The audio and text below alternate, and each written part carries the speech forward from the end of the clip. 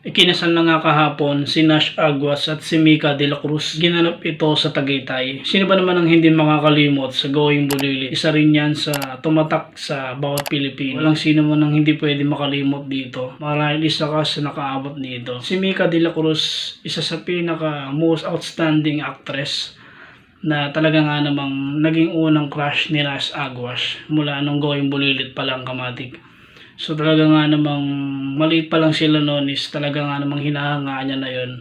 Hindi lang basta hinahangaan, siya yung naging first love ni Nash Aguas. Subalit sa ilang years din na nakalipas, no, hindi natin naging tahimik ang kanilang buhay-buhay. Ito namang si Nash Aguas, pinasok na rin ang pagiging politiko. Well, hindi naman natin siya masasisi kung yun ang gusto ng kanyang puso.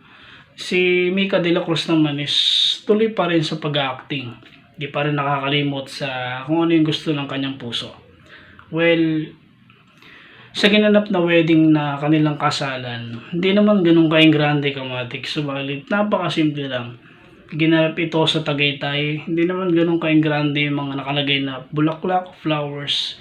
Ilan lamang to sa mga kilalang lugar o saan ginaganap ang mga kasalan. Hindi naman ganun din karami yung mga artista na dumalo. Yung iba naman is nagpaabot na lang ng pabati mula sa social media o chinat na lang nila. Sino ba naman ang hindi makakalimot, kamatik? Napag-iiwanan na yata tayo, no? O isa ka rin sa mga nanonood dito ngayon na mukhang napag-iiwanan na yata tayo.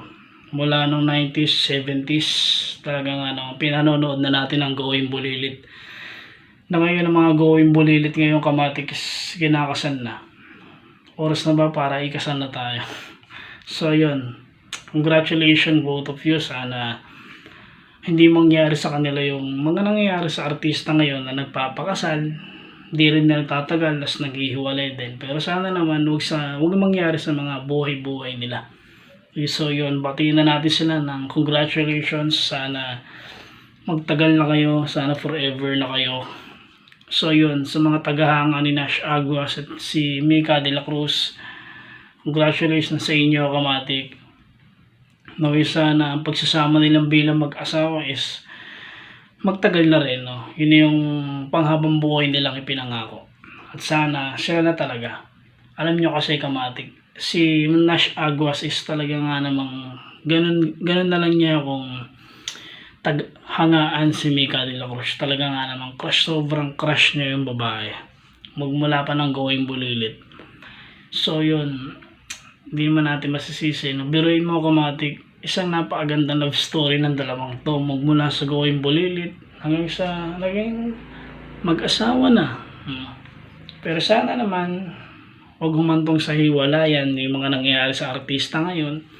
Uulitin ko, sana huwag naman. Sana first ever crush talaga to ni Nash Aguas. Sana habang buhay niya na itong makasama.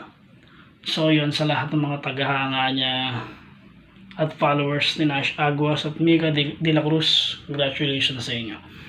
So yun, kamatik, kung nagustuhan mo ang video na to, syempre celebrity update, ano pang hinihintay mo? I-like mo ang video na to, syempre mag-subscribe ka tayo sa channel natin at i-click mo na rin notification bell, kamatik, para updated ka sa tuwing may bago tayong latest uploads. So yun, maraming salamat sa lahat ng mga nanonood sa videos ko, kamatik.